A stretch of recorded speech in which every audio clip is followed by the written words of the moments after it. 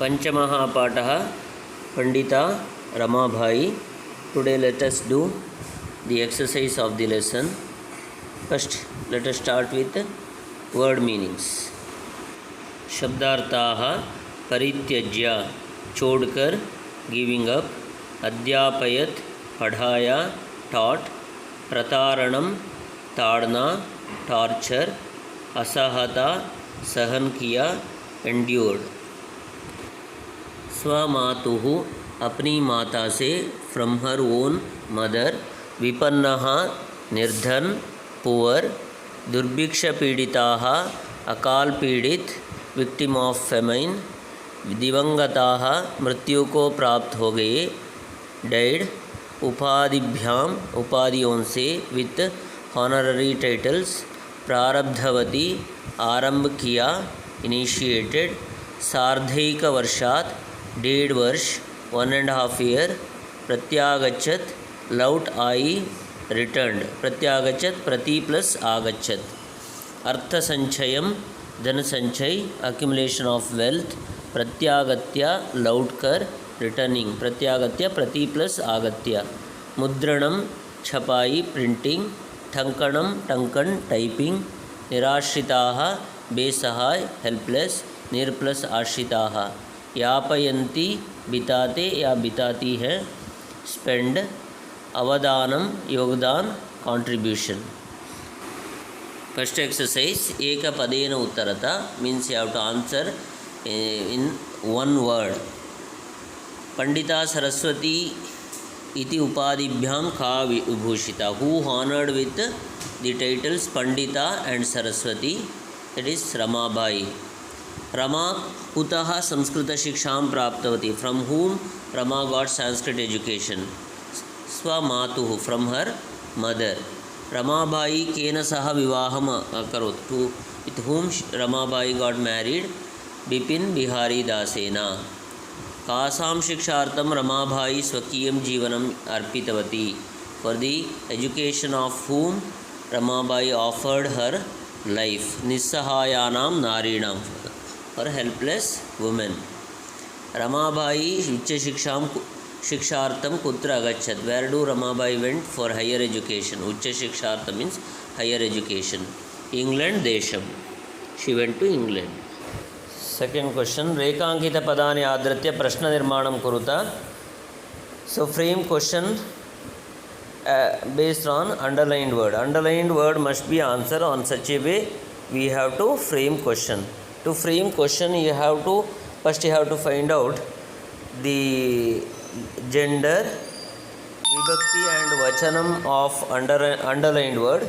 Then have to apply kim shabda form accordingly. रमायाः पिता समाजस्य प्रतारणम असहता. रमायाः स्त्रीलिंगम षष्ठी विभक्ति. सो किम शब्द षष्ठी विभक्ति स्त्रीलिंगम इज कस्याः. Answer is कस्याः.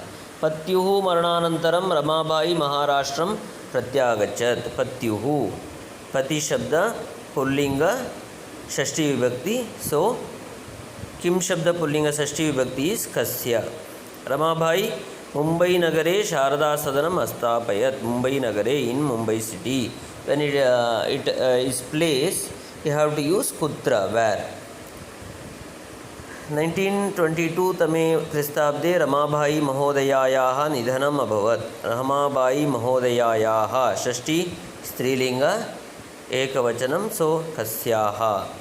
स्त्रियः शिक्षां लभन्ते स्म. स्त्रियः स्त्री स्त्रियौ स्त्रियः प्रथमा विभक्ति बहुवचनम. सो किम शब्द स्त्रीलिंग प्रथमा विभक्ति बहुवचनम इज का के काः. सो देयरफॉर आंसर इज काः. थर्ड वन, प्रश्नानाम् उत्तराणि लिखता. Answer the following questions. Ramabai किमर्थम् आंदोलनं प्रारब्धवती, for what reason Ramabai started the movement. Ramabai स्त्रीणां कृते वेदादीनां शास्त्राणां शिक्षायै आंदोलनं प्रारब्धवती. Ramabai started movement for the education of women and Vedic education of women. And निस्सहायाः स्त्रियः आश्रमे किं किं लभन्ते स्म. What education do helpless women got in the ashram? निस्सहायाः स्त्रियः आश्रमे मुद्रण टङ्कण काष्ठकलादीनां च प्रशिक्षणं लभन्ते स्म. Helpless women wish to get education of printing, typing and wooden art. Then कस्मिन् विषये रमाबाई महोदयायाः योगदानम् अस्ति? In which field Ramabai contributed? नारीणां शिक्षा विषये रमाबाई महोदयायाः योगदानम् आसीत्. Ramabai contributed in the field of women education. केन रचनाद्वयेन रमाबाई प्रशंसिता वर्तते?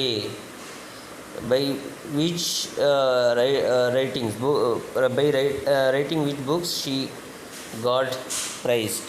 She praised for her writings like Stri Dharma Niti and High Caste Hindu Women.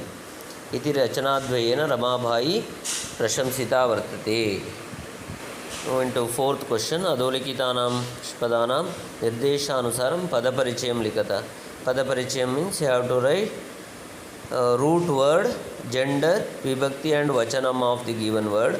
In the example, Vedanam is given. Vedanam is Veda Shabda, Pullinga, Shashti Vibhakti, Bahuvachanam. Same way, Pita is Pitru Shabda, Pullinga, Pratama Vibhakti Ekavachanam. Shikshaye, Shiksha Shabda, Strilinga, Chaturthi Vibhakti Ekavachanam. कन्याः, कन्या शब्द स्त्रीलिंग प्रथमा विभक्ति बहुवचनम.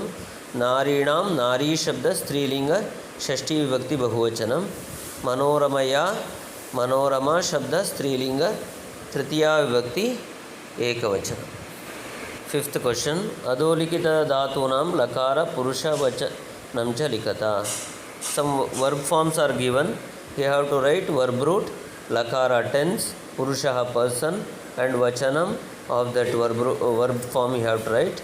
As example, asit is asdhatu, lang lakara past tense, prathama purusha ekavachanam. kurvanti krudhatu, lat lakara prathama purusha bahuvachanam. agachat a plus gam, lang lakara prathama purusha ekavachanam. निवसन्ति वस्धातु लट लकार प्रथम पुरुष बहुवचनम. गमिष्यति गम धातु लृट लकारः प्रथम पुरुष एकवचनम. अकरोत् कृ धातु लंग लकारः प्रथम पुरुष एकवचनम. Sixth question. अधोलिखितानि वाक्यानि घटनाक्रमानुसारं लिखत. सम sentences based on lesson are given. They are jumbled. Order is changed. You have to rewrite the sentence according to the correct order.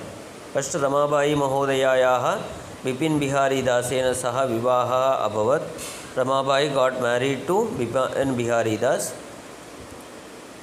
अष्टपञ्चाशत् अधिक अष्टादशशततमे क्रिस्ताब्दे रमाबाई जन्म अलभत.